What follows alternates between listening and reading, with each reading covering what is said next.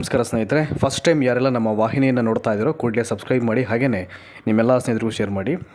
ಕಳೆದ ವರ್ಷ ಅಂದರೆ 2025 ಮತ್ತು 26ನೇ ಸಾಲಲ್ಲಿ ಯಾರೆಲ್ಲ ಸರ್ಕಾರಿ ಹಿರಿಯ ಪ್ರಾಥಮಿಕ ಶಾಲೆಗಳಲ್ಲಿ ಗೆಸ್ಟ್ ಟೀಚರ್ಸ್ ಆಗಿ ಸೇವೆಯನ್ನು ಸಲ್ಲಿಸಿದ್ರು ಅವರು ಈಗ ನೆಕ್ಸ್ಟ್ ಅಪ್ಕಮಿಂಗ್ ಅಕಾಡೆಮಿಕ್ ಇಯರ್ ಏನು ಬರ್ತಾ ಇದೆ, ಮೇ ಎಂಡಿಂದ ಏನು ಆರಂಭ ಆಗ್ತಾ ಇದೆ, ಕ್ವೈಟ್ ನ್ಯಾಚುರಲಿ ಒಂದಷ್ಟು ಪ್ರಶ್ನೆಯನ್ನು ಕೇಳಿದ್ದಾರೆ. ಸೊ ನೆಕ್ಸ್ಟ್ ಅಕಾಡೆಮಿಕ್ ಇಯರ್ಗೆ ಸರ್ ಯಾವಾಗ ಆಗ್ಬೋದು ಗೆಸ್ಟ್ ಟೀಚರ್ ನೋಟಿಫಿಕೇಷನ್ ಹೇಗೆ ಅಂತ.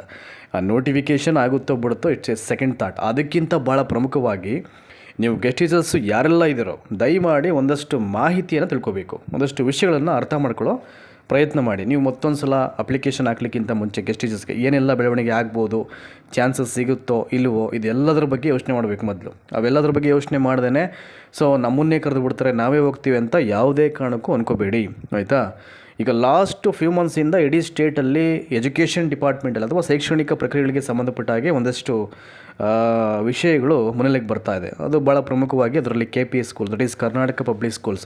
ಈಗಾಗಲೇ ಇಡೀ ರಾಜ್ಯದಲ್ಲಿ ಒಂದಷ್ಟು ಸಂಖ್ಯೆಯಲ್ಲಿ KPS ಶಾಲೆಗಳು ತಲೆ ಎತ್ಕೊಂಡಿವೆ ಈಗ. ಸೊ ಎಜುಕೇಷನ್ ಮಿನಿಸ್ಟ್ರು ಏನು ಈಗ ಅವ್ರದ್ದೆಲ್ಲ ಸಿದ್ಧತೆ ನಡೀತಾ ಇದೆ ಅಲ್ಲಿ. ಸೊ ಗ್ರಾಮೀಣ ಭಾಗದ ಮಕ್ಕಳಿಗೆ ಅಡ್ವಾಂಟೇಜ್ ಆಗಲಿ ಅಂತಕ್ಕಂಥ ಹಿನ್ನೆಲೆಯಲ್ಲಿ ಪ್ರಯಾರಿಟಿ ಬೇಸಲ್ಲಿ ಫಸ್ಟು KPS ಶಾಲೆಗಳಿಗೆ ಟೀಚರ್ಸ್ ಕೊಡಬೇಕು ಅಂತ ನಿಮಗೆಲ್ಲ ಗೊತ್ತಿರ್ಬೋದು. ಗೌರ್ಮೆಂಟ್ ಟೀಚರ್ಗೂ ಕೂಡ ತರಬೇತಿಯನ್ನು ಕೊಡಲಾಗಿತ್ತು, ಇಂಗ್ಲೀಷ್ ಈ ಒಂದು ಭಾಷೆಯ ತರಬೇತಿಯನ್ನು. ಯಾಕೆಂದರೆ ಇಂಗ್ಲೀಷ್ ಮೀಡಿಯಮ್ ಕೆಲವೊಂದು ಬೇರೆ ಬೇರೆ ಶಾಲೆಗಳಿಗೆ ಸೇರಿಸಲಿಕ್ಕೆ ಗ್ರಾಮೀಣ ಭಾಗದ ಅಭ್ಯರ್ಥಿಗಳಿಗೆ ಕಷ್ಟ ಆಗ್ಬೋದು ಅಂತಕ್ಕಂಥ ಹಿನ್ನೆಲೆಯಲ್ಲಿ ಸೊ KPSಸಲ್ಲಿ ಎಲ್ಲವೂ ಅವೈಲೇಬಲ್ ಇದೆ, ಸಿಗುತ್ತೆ ಅಂತಕ್ಕಂಥ ಮಾನದಂಡವನ್ನು ಅಥವಾ ಉದ್ದೇಶವನ್ನು ಇಟ್ಕೊಂಡು ಸರ್ಕಾರಿ ನೌಕರಿಗೂ ಕೂಡ ಶಿಕ್ಷಕರಿಗೂ ತರಬೇತಿಯನ್ನು ಕೊಡಲಾಗಿತ್ತು. ಅದು ಒಂದಷ್ಟು ಅವೈಜ್ಞಾನಿಕ ಆಯಿತು, ಒಂದಷ್ಟು ಸಮಸ್ಯೆ ಆಯಿತು. ಅದು ಮುಂದೆ ನೆಕ್ಸ್ಟು ಗೌರ್ನಮೆಂಟ್ಗೆ ಅದಕ್ಕೆ ರೀಟ್ರೈನ್ ಮಾಡಿ ಏನಾದರೂ ವ್ಯವಸ್ಥೆಯನ್ನು ಮಾಡ್ತಾರೆ. ಇದು ಒಂದು ಭಾಗ. ಸೊ ಇನ್ನೊಂದು ಭಾಗ ನೀವು ಅರ್ಥ ಮಾಡ್ಕೊಳ್ಬೇಕು. ಕಳೆದ ಬಾರಿ ಹೇಳಿದರು ಅಫ್ಕೋರ್ಸ್ ಎಜುಕೇಷನ್ ಮಿನಿಸ್ಟ್ರು. ಸೊ ನಾವು ಲಾಸ್ಟ್ ಇಯರು ಅಕಾಡೆಮಿಕ್ ಇಯರ್ ಯಾವಾಗ ಶುರುವಾಯಿತು ಆವಾಗಲೇ ಗೆಸ್ಟ್ ಟೀಚರ್ ನೋಟಿಫಿಕೇಷನ್ ಮಾಡಿಬಿಟ್ಟು ಆ ಫಸ್ಟ್ ವೀಕಲ್ಲಿ ಅವ್ರು ಕಳಿಸಿದ್ದೀವಿ. ಅಂದರೆ ಮಕ್ಕಳ ಶೈಕ್ಷಣಿಕ ಹಿತದೃಷ್ಟಿಯಿಂದ ಯಾವುದೇ ರೀತಿಯ ಸಮಸ್ಯೆಗಳಾಗಬಾರ್ದು ಅಂತಕ್ಕಂಥ ಒಂದು ಹಿನ್ನೆಲೆಯಲ್ಲಿ ನಾವು ಮಾಡಿದ್ವಿ. ಮುಂದೆನೂ ಕೂಡ ಹಾಗೆ ಮಾಡ್ತೀವಿ ಅಂತ ಹೇಳಿದ್ದಾರೆ. ಆದರೆ ಪ್ರತಿ ವರ್ಷ ನೋಟಿಫಿಕೇಷನ್ ಆದಾಗ ಏನೆಲ್ಲ ಬದಲಾವಣೆ ಆಗುತ್ತೆ ಅಂತ ಯಾರು ನಿರೀಕ್ಷೆ ಮಾಡೋದಾಗಲಿ ಅಥವಾ ಊಹೆ ಮಾಡ್ಕೊಳ್ಳೋದಾಗಲಿ ನೀವು ಹೇಳಲಿಕ್ಕೆ ಸಾಧ್ಯನೇ ಇಲ್ಲ ಅದು, ಆಯಿತಾ. ಆಮೇಲೆ ಇದಕ್ಕೆ ನಿಮಗೆ ಒಂದು ಬೆಸ್ಟ್ ಎಕ್ಸಾಂಪಲ್ ಕೊಡೋದಾದರೆ ಈಗ ಸ್ಟ್ರೆಂತ್ ಇರೋ ಶಾಲೆಗಳು, ಸರ್ಕಾರಿ ಶಾಲೆಗಳ ಸ್ಥಿತಿ ನಿಮಗೆಲ್ಲ ಗೊತ್ತೇ ಇದೆ.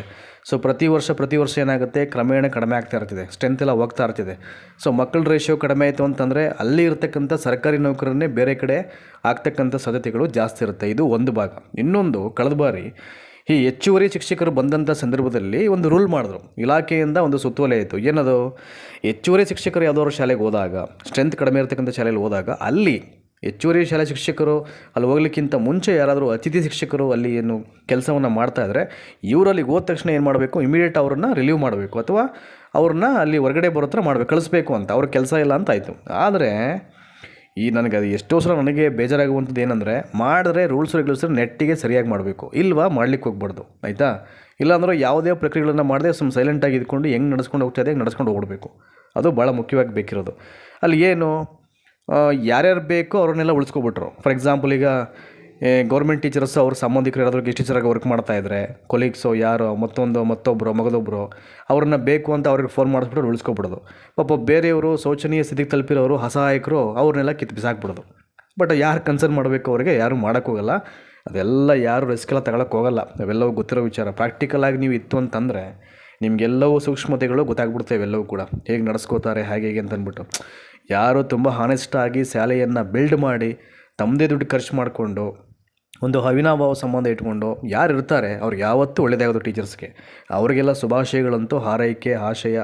ನಾನು ಇಲ್ಲೇ ಕೂತ್ಕೊಂಡು ಪ್ರೇ ಮಾಡ್ತೀನಿ ಎಲ್ಲ ಕಾಲಕ್ಕೂ ಅವ್ರಿಗೆ ಒಳ್ಳೇದಾಗಬೇಕು ಅಂತಂದ್ಬಿಟ್ಟು. ಆದರೆ ಅಟ್ ದ ಸೇಮ್ ಟೈಮ್ ಇನ್ನೊಂದಷ್ಟು ಜನ ಇದ್ದಾರೆ, ಒಳ್ಳೆ ಮನಸ್ಸನ್ನು ಒಡೆದು ಚಿಂದಿ ಮಾಡಿ ಇಡೀ ಸ್ಕೂಲ್ ವಾತಾವರಣನೇ ಹಾಳು ಮಾಡಿ ಬಂದು ಲೇಟಾಗಿ ಬರೋದು, ಟೈಮ್ ಪಾಸ್ ಮಾಡೋದು, ಹಿಂಗೆಲ್ಲ ಕಾಲ ಕಳ್ಕೊಂಡು ಹೋಗ್ತಕ್ಕಂಥ ಟೀಚರ್ಸು ಇದ್ದಾರೆ, ಆಯಿತಾ. ಅವ್ರು ಏನೇ ಮಾಡಿರ್ಬೋದು, ಒಂದಲ್ಲ ಒಂದನ್ನು ಯಾವಾಗ ಏನಾಗಬೇಕು ಅದು ಹಾಗೇ ಆಗುತ್ತೆ. ಮಕ್ಕಳಿಗೆ ದ್ರೋಹ ಮಾಡೋದಂತೂ ಅದಂತೂ ನಾನು ಸ್ಟ್ರೈಟಾಗಿ ಹೇಳ್ಬಿಡ್ತೀನಿ ನಾನು, ಆಯಿತಾ. ಹಾಗಾಗಿ ಎಲ್ಲ ಅವರೇನು ಗೆಸ್ಟ್ ಟೀಚರ್ಸ್ ಮೇಲೆ ಆಗ್ಬಿಟ್ಟು ಕೆಲವೊಂದು ಅಕಾಡೆಮಿಕ್ ಇಯರ್ಗಳ ವರ್ಕ್ಗಳನ್ನು ಅವರು ವಹಿಸ್ಕೊಳ್ಳೋದು ಇಲ್ಲ. ಏನು ಯಾವ ಲೆವೆಲ್ಗೆ ಅಂತಂದರೆ ನಮಗೆ ಯಾರೂ ಬಂದು ಏನೂ ಹೇಳಬಾರ್ದು, ಯಾರೂ ಡೈರೆಕ್ಷನ್ಸ್ ಪಾಸ್ ಮಾಡಬಾರ್ದು, ಯಾರೂ ಆರ್ಡರ್ ಮಾಡೋಂಗಿಲ್ಲ, ಇದು ಕತೆ ಇಲ್ಲ. ಒಂದು ಕಡೆ ಸಿನ್ಸಿಯರಾಗಿ ಅವ್ರದ್ದೇನಿದೆ ಅವ್ರ ವ್ಯಾಪ್ತಿ ಬರ್ತಕ್ಕಂಥ ಕೆಲಸವನ್ನು ಮಾಡಲ್ಲ. ಇನ್ನೊಂದು ಕಡೆ ಕೆಲವೊಂದು ಕೆಲಸವನ್ನು ವಹಿಸ್ಕೊಳ್ತಕ್ಕಂಥ ಒಂದು ಕನಿಷ್ಠ ಪ್ರಜ್ಞೆನೂ ಇರಲ್ಲ. ಇದು ಮಾಡಬೇಕು, ನಾನು ಟೀಚರ್ ಆಗಿದ್ದೀನಿ, ಇದು ನನ್ನ ಕೆಲಸ, ಇದು ನನ್ನ ವ್ಯಾಪ್ತಿ ಬರ್ತಕ್ಕಂಥ ಕೆಲಸ, ಇದ್ರ ಬಗ್ಗೆನೂ ಗೊತ್ತಿರಲ್ಲ ಅವ್ರಿಗೆ. ಏನೋ ಒಂಥರ ನಮ್ಗೆ ಯಾರು ಹೇಳಲೇಬಾರ್ದು ಅಂದರೆ ನಾವು ಹೇಳ್ದಂಗೆ ಕೇಳಬೇಕು, ಸುಮ್ಮನೆ ಬರಬೇಕು ಹೋಗಬೇಕು. ಯಾರು ತಂಟೆ ತೆಗೆದ್ರೂ ಇರಬಾರ್ದು. ಈ ಥರದ ಒಂದು ಭಾವನೆ ಇಟ್ಕೊಂಡು ವರ್ಕ್ ಮಾಡ್ತಿರ್ತಾರೆ. ಈಗಂತೂ ಹಳ್ಳಿಗಳಲ್ಲಿ ಬುದ್ಧಿವಂತರಾಗ್ಬಿಡ್ತಾರೆ, ಎಲ್ಲವನ್ನು ಅಬ್ಸರ್ವ್ ಮಾಡ್ತಾ ಇರ್ತಾರೆ. ಮಕ್ಕಳು ಕೂಡ ಅಲ್ಲಿ ಮನೆಗೆ ಹೋಗ್ಬಿಟ್ಟು ಹೇಳ್ತಾ ಇರ್ತವೆ, ಇವ್ರು ಹಿಂಗೆ ಅವ್ರು ಹಂಗೆ ಅಂತ ಅಂದ್ಬಿಟ್ಟು. ಇದರಿಂದಾನೇ ಸರ್ಕಾರಿ ಶಾಲೆಗಳ ಸ್ಟ್ರೆಂತ್ ಕಡಿಮೆ ಆಗಲಿಕ್ಕೆ ಕೇವಲ ಒಂದೇ ಒಂದು ಕಾರಣವನ್ನು ಹೈಲೈಟ್ ಮಾಡಲಿಕ್ಕೆ ಸಾಧ್ಯ ಇಲ್ಲ. ರೀಸನ್ಸು ಸಾಕಷ್ಟು ಇರುತ್ತೆ, ನಾನಾ ರೀಸನ್ಸ್ ಇರುತ್ತೆ. ಹಾಗಾಗೇ ಎಲ್ಲವೂ ರೇಷಿಯೋ ಇದು ಕಡಿಮೆ ಆಗ್ಬೋದು ಪ್ರತಿ ವರ್ಷ, ಆಯಿತಾ. ಹಾಗಾಗಿ ನೋಡಿ ಹಿಂಗೆಲ್ಲ ಇದೆ. ಆಮೇಲೆ ಇನ್ನೊಂದು ಕತೆ ಏನು ಅಂದರೆ, ಎವ್ರಿ ಟೈಮು ನೋಟಿಫಿಕೇಷನ್ ಆದಾಗಲೂ ಇವ್ರನ್ನ ತಗೊಳ್ಳಿ ಅವ್ರನ್ನ ತಗೊಳ್ಳಿ, ಫೋನ್ ಮಾಡಿಸ್ಬಿಟ್ಟು ಹೇಳಿಸುವಂಥದ್ದು. ಮತ್ತೊಂದು ಕಡೆ ಎಜುಕೇಷನ್ ಆಫೀಸರ್ಸ್ ಕಡೆಯಿಂದ ಅವ್ರು ಕಳಿಸುವಂಥದ್ದು, ನಾನು ತಗೊಳ್ಳಿ ಅಂತ ಅಂದ್ಬಿಟ್ಟು ಇವೆಲ್ಲ ತಲೆನೋವುಗಳು ಇದ್ದೇ ಇರ್ತದೆ.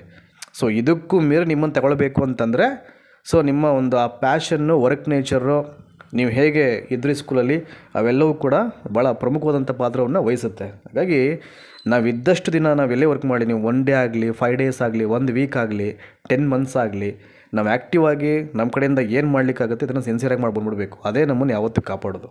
ಸೊ ಆ ಥರದ ಅದೃಷ್ಟ ಇದ್ದರೆ, ಸೊ ನೀವೇ ಅಲ್ಲಿ ಹೋಗ್ತಕ್ಕಂಥ ಅವಕಾಶಗಳು ಇದ್ದೇ ಇರ್ತದೆ. ನೀವು ಹೋಗಬೇಕು ಅಂತಂದರೆ ಅಲ್ಲಿ ಯಾರೂ ತಪ್ಪಿಸ್ಲಿಕ್ಕಾಗಲ್ಲ. ಅಲ್ಲಿ ಋಣ ಇದ್ದಿದ್ರೆ ಅಲ್ಲಿ ಹೋಗಬೇಕು ಅಂತಂದರೆ ಇವೆಲ್ಲ ಸಮಸ್ಯೆಗಳನ್ನು ಮೀರಿ, ಆಯಿತಾ. ಹಾಗಾಗಿ ಆಮೇಲೆ ಇನ್ನೊಂದು ವಿಷಯಗಳು ಏನು ಅಂತಂದರೆ, ದಯಮಾಡಿ ನಿಮ್ಮನ್ನು ನೀವು ಎಲ್ಲ ಕಾಲಕ್ಕೂ ನಾವು ಅದೇ ಶಾಲೆಯಲ್ಲಿ ಗೆಸ್ಟ್ ಟೀಚರ್ಸ್ ಆಗಿ ವರ್ಕ್ ಮಾಡಬೇಕು ಅಂತ ಅಂದ್ಕೊಳಕ್ಕೆ ಹೋಗ್ಬೇಡಿ. ಅದು ತುಂಬ ದೊಡ್ಡ ತಪ್ಪು.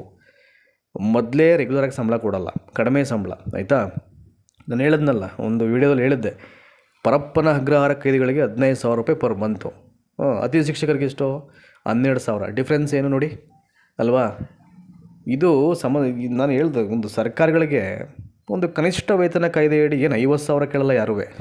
ಹೋಗಲಿ, ಗ್ರಾಮೀಣ ಭಾಗದಲ್ಲಿ ಕೆಲಸ ಮಾಡ್ತಕ್ಕಂಥ ಗೆಸ್ಟ್ ಟೀಚರ್ಸ್ಗೆ ಒಂದು 18 20 ಅಥವಾ ಒಂದು 23 ಏನು ಅಟ್ಲೀಸ್ಟ್ ಮ್ಯಾಕ್ಸಿಮಮ್ ಗೊತ್ತಾಗುತ್ತೆ. ಒಂದು ಸ್ಯಾಲ್ರಿಯ ಒಂದು ಲೆವೆಲ್ ನೋಡಿಬಿಟ್ರೆ ಪರವಾಗಿಲ್ಲಪ್ಪ, ಇಷ್ಟು ಕೊಟ್ಟರೆ ಏನು ಅವ್ರ ಜೀವನ ನಡೆಸ್ಕೊಂಡು ಹೋಗೋದು ಅಂತಕ್ಕಂಥ ಯೋಚನೆಯನ್ನು ಇಟ್ಕೊಂಡು ಮಾಡಬೇಕು. ಅದೆಲ್ಲವೂ ಒಳ್ಳೆಯ ಮನಸ್ಥಿತಿ ಇದ್ದರೆ ಮಾತ್ರ ಇವೆಲ್ಲವೂ ಸಾಧ್ಯ ಆಗೋದು. ಅದಿಲ್ಲ ಅಂತಂದರೆ ಇಡೀ ರಾಜ್ಯ ಧೂಳಿಪಟ ಮಾಡಿಕೊಂಡು ಅಧಿಕಾರದ ಗದ್ದುಗೆ ಇರಬೇಕು, ಇನ್ನೇನು ಮಾಡಬೇಕು ಅಂತಕ್ಕಂಥ ಆ್ಯಂಬಿಷನ್ಸ್ ಇದ್ದರೆ ಯಾವುದೇ ಕಾರಣಕ್ಕೂ ಯಾವ ಕಾಲಕ್ಕೂ ಇವೆಲ್ಲ ಆಗಲ್ಲ, ಆಯಿತಾ.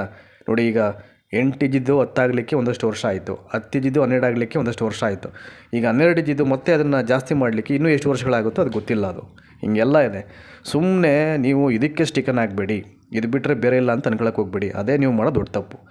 ಮ್ಯಾಥ್ಸನ್ನು ಚೆನ್ನಾಗಿ ವರ್ಕ್ ಮಾಡೋದು ಕಲ್ತ್ಕೊಳ್ಳಿ, ಸೈನ್ಸ್ ಚೆನ್ನಾಗಿ ಓದ್ಕೊಳ್ಳಿ, ಆಮೇಲೆ ಇಂಗ್ಲೀಷ್ ಗ್ರಾಮರ್ ಚೆನ್ನಾಗಿ ತರೋವಾಗಿ ಪ್ರಿಪ್ರೇಷನ್ ಚೆನ್ನಾಗಿ ಮಾಡ್ಕೊಳ್ಳಿ. ಇವಾಗೆಲ್ಲ ನೋಡಿ, ಇಂಗ್ಲೀಷು, ಮ್ಯಾಥ್ಸು ಮತ್ತು ಸೈನ್ಸು ಪಕ್ಕ ಆಗಿಬಿಟ್ರೆ ನೀವು ನಿಮ್ಮ ಗ್ರಾಮೀಣ ಭಾಗದ ಮಕ್ಕಳಲ್ಲೇ ಒಂದಷ್ಟು ಜನ ಟ್ಯೂಷನ್ ಕರ್ಕೊಂಡು ಮಾಡಿಕೊಂಡು ಒಳ್ಳೆ ದುಡ್ಡು ಅರ್ನಿಂಗ್ ಮಾಡ್ಬೋದು. ಈವನ್ ನೀವೇನು ತಗೊಳ್ತಿರೋ ಸಂಬಳ ಅದಕ್ಕಿಂತ 3 ಪಟ್ಟು ಮನಿಯನ್ನು ಅರ್ನಿಂಗ್ ಮಾಡ್ಬೋದು, ಆಯಿತಾ. ನಾವು ಯಾವಾಗ ಯಾರು ಮಾಡ್ತಿರೋದನ್ನೆಲ್ಲ ನಮಗೆ ಹಾಕಬೇಕು ಅಂತ ಅಂದ್ಕೊಂಡ್ರೆ ನೀವು ಏನೂ ಮಾಡೋಕ್ಕಾಗಲ್ಲ, ಆಯಿತಾ. ಅವೆಲ್ಲ ನಾನು ಅನ್ನೋದು ಬಿಟ್ಬಿಡಬೇಕು. ನಾವೇನಾದರೂ ಮಾಡ್ತೀವಿ ಅಂತ ಅಂದ್ಕೊಂಡ್ರೆ ಮಾತ್ರ ನಿಮ್ಮ ಮೈಂಡಲ್ಲಿ ಒಂದಷ್ಟು ಯೂನಿಕ್ಕಾಗಿ ಒಂದಷ್ಟು ಐಡಿಯಾಸು ಜನ್ರೇಟ್ ಆಗಲಿಕ್ಕೆ ಸಾಧ್ಯ ಆಗೋದು, ಆಯಿತಾ. ಈಗ ನಾನು ಯೂಟ್ಯೂಬ್ ಚಾನಲ್ ಸ್ಟಾರ್ಟ್ ಮಾಡಲಿಕ್ಕಿಂತ ಮುಂಚೆ ನಾನು ಥಿಂಕೇ ಮಾಡಿರಲಿಲ್ಲ, ನಾನು ಮಾಡ್ತೀನಿ ಹಿಂಗೆಲ್ಲ ಆಗುತ್ತೆ, ಇದು ಒಂದಷ್ಟು ವಿಷಯಗಳನ್ನು ಹಂಚ್ಕೊಳ್ಬೋದು ಆಡಿಯನ್ಸ್ ಜೊತೆ. ಸೊ ನಮಗೂ ಒಂದಷ್ಟು ಜನ ಚಂದದಾರರು ಬರ್ತಾರೆ, ಕಂಟೆಂಟೆಲ್ಲ ಕೊಡ್ಬೋದು, ಇಷ್ಟ ಆಗುತ್ತೆ, ಇದೆಲ್ಲ ನಾವು ಯೋಚನೆ ಮಾಡಿರಲಿಲ್ಲ. ಸೊ ಮಾಡಬೇಕು ಅಂತ ಮನಸ್ಸಾದಾಗ ಅದು ನಿಮ್ಮಲ್ಲೇ ನೆಕ್ಸ್ಟ್ ಏನು ಮಾಡಬೇಕು, ಯಾವ ಥರ ಕಂಟೆಂಟ್ ಕೊಡಬೇಕು, ಹೇಗೆ ಹೇಳಬೇಕು, ಯಾವ ಥರ ಅರ್ಥ ಮಾಡಿಸ್ಬೇಕು ಆಡಿಯನ್ಸ್ಗೆ, ಇವೆಲ್ಲ ಒಂದೊಂದೇ ಎವ್ರಿ ಡೇ ನಿಮ್ಮ ಮೈಂಡಲ್ಲಿ ಏನಾಗುತ್ತೆ, ಅದು ಒಂದು ಹೊಸದನ್ನು ಅದು ಹೇಳ್ತಾ ನಿಮಗೆ ಕಲಿಸ್ತಾ ಬರುತ್ತೆ ಅದು, ಆಯಿತಾ. ಹಾಗಾಗಿ ದಯಮಾಡಿ ಏನಾದರೂ ಮಾಡ್ತೀವಿ ಅಂತಕ್ಕಂಥ ಒಂದು ಉದ್ದೇಶವನ್ನು ಇಟ್ಕೊಳ್ಬೇಕು. ಅದನ್ನು ಗೋಲ್ ಅಂತ ಹೇಳ್ತಾರೆ, ಅದನ್ನು ಆ ರೀತಿಯ ಗೋಲ್ ಸೆಟ್ ಮಾಡ್ಕೊಳ್ಳಿ. ಸುಮ್ಮನೆ ಇಲ್ಲಿ ಬಂದುಬಿಟ್ಟು ಯಾರಿಗೂ ಗುಲಾಮರಾಗಿ ನಿಮ್ಮ ಸೆಲ್ಫ್ ರೆಸ್ಪೆಕ್ಟಿಗೆ ಧಕ್ಕೆ ತಂದಿಟ್ಕೊಂಡು ಇವೆಲ್ಲ ತಲೆನೋವುಗಳಿದು. ಇದ್ರ ಮಧ್ಯದಲ್ಲಿ ರಿಕ್ವೆಸ್ಟ್ ಮಾಡೋದು, ಮತ್ತೊಂದು ಮಾಡೋದು, ಅವೆಲ್ಲ ಇಟ್ಕೊಳಕ್ಕೆ ಹೋಗಬಾರ್ದು. ಸೊ ನಿಮ್ಮ ಅನಿವಾರ್ಯತೆ, ನಿಮ್ಮ ವರ್ಕಿಂಗ್ ನೇಚರ್ ಚೆನ್ನಾಗಿದ್ದಿದೆ ಆದರೆ ಖಂಡಿತವಾಗಲೂ ಕರೆದೆ, ಅದರಲ್ಲಿ 2 ಅನುಮಾನ ಇಲ್ಲ. ಅದು ಒಳ್ಳೆಯವರಾಗಿದ್ದರೆ ಮಾತ್ರ ಹೆಚ್ಚಮ್ಮು ಹೇಳ್ತಾರೆ, ಅರ್ಥ ಮಾಡ್ಕೊಳ್ಳಿ. ಸೊ ಬೇರೆ ಥರದ ಭಾವನೆಗಳಿದ್ದರೆ ನಮಗೆ ಹಾಕಬೇಕು ತಲೆನೋವು, ಯಾರು ಏನು ಹೇಳ್ತಾರೆ ಅದನ್ನು ಕೇಳ್ಕೊಂಡು ನಾವು ಕರ್ಕೊಬೋಣ, ನಾವು ಇಶ್ಯೂಸಿಂದ ದೂರ ಇರೋಣ, ನಮಗೆ ಯಾಕೆ ಇವೆಲ್ಲ ತಲೆನೋವು ಬೇಕು ಅಂತಕ್ಕಂಥವ್ರು ನೀವು ಯಾವತ್ತಿಗೂ ನಂಬಲಿಕ್ಕಾಗಲ್ಲ. ಅದು ಅರ್ಥ ಮಾಡ್ಕೊಳ್ಳಿ. ಅದಕ್ಕೆ ನಾನು ನೋಟಿಫಿಕೇಷನ್ ಬಿಫೋರ್ ಇವೆಲ್ಲ ನಿಮಗೆ ಗೊತ್ತಿರಲಿ ಅಂತ ಹೇಳ್ತಾ ಇರೋದು. ಅಫ್ಕೋರ್ಸ್ ಎವ್ರಿ ಇಯರ್ ನೋಟಿಫಿಕೇಷನ್ ಆಗುತ್ತೆ ಬಿಡಿ, ಅದು ಅದ್ರ ಬಗ್ಗೆ ಏನು 2 ಮಾತಿಲ್ಲ. ಯಾಕೆಂದರೆ ಈಗ 15-16 ಸಾವಿರ ಮಾಡ್ತೀವಿ ಅಂತ ಹೇಳಿದರೆ, ಈಗ 70ರಿಂದ ಅಥವಾ ನಿಯರ್ಲಿ ಈಗ 65ರಿಂದ 70 ಸಾವಿರ ಶಿಕ್ಷಕರ ಸಮಸ್ಯೆ ಇರುವಂಥದ್ದು. ಅಂದರೆ ಅಷ್ಟು ಶಿಕ್ಷಕರಿಗೆ ಗೆಸ್ಟ್ ಟೀಚರ್ಸನ್ನ ಕೊಟ್ಟಿದ್ದು ಈಗ ಅಲ್ವಾ, ನಿಮಗೆಲ್ಲ ಗೊತ್ತೇ ಇದೆ. ಹಾಗಾಗಿ ಏನು ಅಷ್ಟು ಜನ ಟೀಚರ್ಸ್ನ ತುಂಬಿಡ್ಲಿಕ್ಕೆ ಆಗಲ್ಲ. ಇವರು ನಂಬರ್ ಆಫ್ ಪೋಸ್ಟ್ ಕಾಲ್ಫರ್ ಮಾಡ್ತಿರೋದು ತುಂಬ ಕಡಿಮೆ ಇದೆ. ಆಮೇಲೆ ಅದರಲ್ಲೇ ಒಂದಷ್ಟು ಬೈಫರ್ಕೇಟ್ ಆಗುತ್ತೆ ಏನೋ ಗೊತ್ತಿಲ್ಲ. ಎಕ್ಸಾಕ್ಟ್ ನಂಬರ್ ಆಫ್ ಪೋಸ್ಟು ಇದು GPT ಎಷ್ಟು, ದೈಹಿಕ ಶಿಕ್ಷಕರ ನೇಮಕಾತಿ ಎಷ್ಟು, ಅನುದಾನಿತ ಎಷ್ಟು, ಒಂದು 5,000 6,000 ಅಂತ ಹೇಳ್ತಾರೆ. ಇವೆಲ್ಲವೂ ಪೂರ್ಣ ಪ್ರಮಾಣದಲ್ಲಿ ಗೊತ್ತಾಗಬೇಕು ಅಂತಂದರೆ ಅದು ಬರಬೇಕು, ಅಧಿಕೃತವಾದಂಥ ಅಧಿಸೂಚನೆ ಬಂದರೆ ಮಾತ್ರ ಅವೆಲ್ಲವೂ ಗೊತ್ತಾಗುತ್ತೆ. ಹಾಗಾಗಿ ಏನು ಒಂದೇ ಸಲ 70,000 ಎಲ್ಲಿ ತುಂಬಲಿಕ್ಕಾಗುತ್ತೆ? ಸಾಧ್ಯನೇ ಇಲ್ಲ. ಇಡೀ ರಾಜ್ಯ ದಿವಾಳಿ ಆಗ್ಬಿಡುತ್ತೆ. ಈಗಲೇ ದಿವಾಳಿ ಮಾಡಿದ್ದಾರೆ ಇವರು. 56,000 ಅಂತಂದರೆ ಪ್ರತಿ ಇಲಾಖೆಗಳಲ್ಲೂ ಎಷ್ಟೆಷ್ಟು ಪೋಸ್ಟ್ ಕನ್ಫರ್ಮ್ ಮಾಡ್ತಾರೆ, ಏನು ಕತೆ, ಅವರ ವ್ಯವಸ್ಥೆ ಹೇಗೆ, ಎಷ್ಟೆಷ್ಟು ಐ ಥಿಂಕ್ ನೇಮಕಾತಿ ಪ್ರಕ್ರಿಯೆಯನ್ನು ಪೂರ್ಣ ಪ್ರಮಾಣದಲ್ಲಿ ಮಾಡಬೇಕು ಅಂತ ಅಂದ್ಕೊಂಡಿದ್ದಾರೆ. ಇದು ಯಾರಿಗೂ ಹಿಡಿಯೋದಿಲ್ಲ. ಅವ್ರು ಹೇಳ್ಬಿಟ್ಟಿದ್ದಾರೆ 56,000 ಮಾಡ್ತೀವಿ ಅಂತ. ಹೇಗೆ ಮಾಡ್ತಾರೆ ಅಂತ ನಿಮಗೆ ಗೊತ್ತಾಗಬೇಕು ಅಂತಂದರೆ ಯಾವ್ಯಾವ ಇಲಾಖೆಗಳಲ್ಲಿ ಹೆಂಗೆಲ್ಲ ನೋಟಿಫಿಕೇಷನ್ ಆಗುತ್ತೆ ಅಂತ ಆ ಪ್ರಕ್ರಿಯೆ ಶುರುವಾದಾಗಲೇ ಒಂದು ಐಡಿಯಾ ಬರೋದು. ಹಿಂಗೆ ಮಾಡ್ತಾವ್ರೆ, ಹಿಂಗೆ ಆಗ್ಬೋದು ಅಂತ ಅಂದ್ಬಿಟ್ಟು. ಅಲ್ಲಿವರೆಗೂ ಯಾರೂ ಅದನ್ನು ಗೊತ್ತು ಮಾಡ್ಕೊಳ್ಳೋಕ್ಕೆ ಸಾಧ್ಯನೇ ಆಗಲ್ಲ. ಹಾಗಾಗಿ ಇಷ್ಟೆಲ್ಲ ವಿಷಯಗಳಿದೆ. ದಯಮಾಡಿ ನೋಡಿ, ನಾನು ಹೇಳೋದು ನಿಮಗೆ ಸರಿ ಅಂತ ಅನಿಸಿದ್ರೆ ನೋಡಿ ಏನಾದರೂ ಮಾಡಿ. ಅಫ್ಕೋರ್ಸ್ ನೀವು ಗೆಸ್ಟ್ ಟೀಚರ್ಸ್ ಆಗಿ ವರ್ಕ್ ಮಾಡಬಾರ್ದು ಅಂತ ನಾನು ಹೇಳಲಿಕ್ಕೆ ಹೋಗಲ್ಲ. ನೀವು ಟಿ ಆಗಿರ್ತಕ್ಕಂಥ ಶಿಕ್ಷಕರು ಜಾಸ್ತಿ ಇರ್ತಾರೆ ಗೆಸ್ಟ್ ಟೀಚರ್ಸು ಅಲ್ವಾ, ಮಾಡ್ಕೊಂಡಿರೋರು. ಸೊ ಇನ್ ಕೇಸ್ ಬೇಗ ಕಾಲ್ಫರ್ ಆಯಿತು ಅಂತಂದರೆ ಟೀಚರ್ ಇಕ್ವಿಪ್ಮೆಂಟು ಅಪ್ಲಿಕೇಶನ್ ಹಾಕಿ ಓದ್ಕೊಳ್ಳಿ ಇವಾಗಲಿಂದನೇ, ನೀವು ಸಕ್ಸಸ್ ಆಗಲಿ. ಅದು ಬೇಕಾಗಿರುವಂಥದ್ದು. ಅಥವಾ ಏನು ತೊಂದರೆ ಇಲ್ಲ, ಕೆಲಸ ಮಾಡಲಿಕ್ಕೆ ಬೇಕಾದಷ್ಟು ಅವಕಾಶಗಳಿದೆ, ಒಳ್ಳೆಯ ಅವಕಾಶಗಳು. ನಾವು ಅದ್ರ ಕಡೆ ಫೋಕಸ್ ಮಾಡಬೇಕು, ಆಯಿತಾ? ಸೊ ನಿಮ್ಗೆ ಯಾವ ಸ್ಕಿಲ್ ಇದೆ ಅದನ್ನು ಕರೆಕ್ಟಾಗಿದೆ ಏನು ಮಾಡಬೇಕು, ನೀವು ಎಲ್ಲಿ ಹಾಕಬೇಕು, ಅದನ್ನು ಎಲ್ಲಿ ಇನ್ವೆಸ್ಟ್ ಮಾಡಬೇಕು ಅಲ್ಲಿ ಇನ್ವೆಸ್ಟ್ ಮಾಡಬೇಕು. ಆವಾಗ ಖಂಡಿತವಾಗ್ಲೂ ಸಕ್ಸಸ್ ಇರುತ್ತೆ. ಆಮೇಲೆ ವೆರಿ ಇಂಪಾರ್ಟೆಂಟ್ಲಿ ತಾಳ್ಮೆ ಇರಬೇಕು. ಸುಮ್ಮನೆ ನಾವು ಒಂದೆರಡು ದಿನ ಅಟೆಂಡ್ ಮಾಡಿಬಿಟ್ಟು ಇದರಿಂದ ಏನೂ ಆಗೋಲ್ಲ ಅಂತ ನಾವು ನಿರುತ್ಸಾಹಿಗಳಾಗ್ಬಿಟ್ಟು ಅದರಿಂದ ಹೊರಗಡೆ ಬಂದುಬಿಟ್ರೆ ಭಾಳ ಕಷ್ಟ ಆಗ್ಬಿಡುತ್ತೆ. ಅದು ಎಫರ್ಟ್ ಆಗ್ತಾ ರಿಸಲ್ಟ್ ನಿಮಗೆ ಗೊತ್ತಾಗುವಂಥದ್ದು, ಆಯಿತಾ? ಇದು ನನಗೂ ಹಾಗೆ ಮಾಡಿದ್ದು. ಫಸ್ಟ್ ಟೈಮು ಸ್ಟಾರ್ಟ್ ಮಾಡಿದಾಗ ಏನಪ್ಪ ಇದು ಇಷ್ಟು ಹೇಳಿದ್ರು ಕಂಟೆಂಟ್ಗಳು ಸಬ್ಸ್ಕ್ರೈಬರ್ ಬರ್ತಾ ಇಲ್ವಾ ಅಂತ. ಹಾಗಾಗಿ ಎವ್ರಿಡೇ ಯಾವಾಗ ಇನ್ಫಾರ್ಮೇಷನ್ಸ್ ಕಲೆಕ್ಟ್ ಮಾಡಿ ವಿಷಯಗಳನ್ನು ಹೇಳ್ತಕ್ಕಂಥ ರೀತಿ, ರೈಟಿಂಗ್ ಸ್ಟೈಲು ಇವೆಲ್ಲ ಇಂಪ್ರೂವ್ಮೆಂಟ್ಸ್ ಮಾಡಿಕೊಂಡು ನಾವು ಪ್ರಯತ್ನ ಸ್ಟಾರ್ಟ್ ಮಾಡಿದ್ವಿ ನೋಡಿ. ಅಲ್ಲಿಂದ ಹಂತವಾಗಿ ಚಂದಾದಾರರು ಬರಲಿಕ್ಕೆ ಸ್ಟಾರ್ಟ್ ಆಗಿದೆ. ಈಗ ಚಂದಾದಾರರು ಅನ್ನಲಿಕ್ಕಿಂತ ಲೈಕ್ ಅವರ ಒಂಥರ ಫ್ಯಾಮಿಲಿ ಮೆಂಬರ್ಸ್ ಥರ ಆಗಿಬಿಟ್ಟಿದ್ದಾರೆ ಎಲ್ಲ ಈಗ. ಹಾಗಾಗಿ ಸೊ ನಾನು ಸಮ್ಟೈಮ್ಸ್ ಕೋಟ್ ಮಾಡಬೇಕಾದ್ರೆ ಬಿ ಲವ್ಡ್ ಮೆಂಬರ್ಸ್ ಅಂತ ನಾನು ಹೇಳುವಂಥದ್ದು. ಸೊ ಆ ಲೆವೆಲ್ಗೆ ಬಾಂಡೇಜ್ ಬಿಲ್ಡ್ ಆಗಿಬಿಟ್ಟಿದೆ ಈಗ ಆಡಿಯನ್ಸ್ಗೆ ಮತ್ತು ನನ್ನ ವಾಹಿನಿಗೆ. ಸೊ ಹಂಗಿರುತ್ತೆ. ದಯಮಾಡಿ ಏನಾದರೂ ಮಾಡಲಿಕ್ಕೆ ಪ್ರಯತ್ನ ಮಾಡಿ, ಆಯಿತಾ? ಒಂದನ್ನೇ ಮಾಡಬೇಕು ಅಂತ ಯಾವತ್ತೂ ಯೋಚನೆ ಮಾಡಬಾರ್ದು. ಭಾಳ ಕಷ್ಟ ಇವತ್ತಿನ ಜನ್ರೇಷನಲ್ಲಿ ಲೈಫ್ ಲೀಡ್ ಮಾಡಬೇಕು ಅಂತಂದರೆ. ಸೊ ನನ್ನ ವಿಷಯಗಳು ನಿಮಗೆಲ್ಲ ರೀಚ್ ಆಗಿದರೆ, ಈ ಕಂಟೆಂಟ್ ಇಷ್ಟ ಆಗಿದರೆ ಎಲ್ಲರಿಗೂ ಶೇರ್ ಮಾಡಿ. Thank you so much.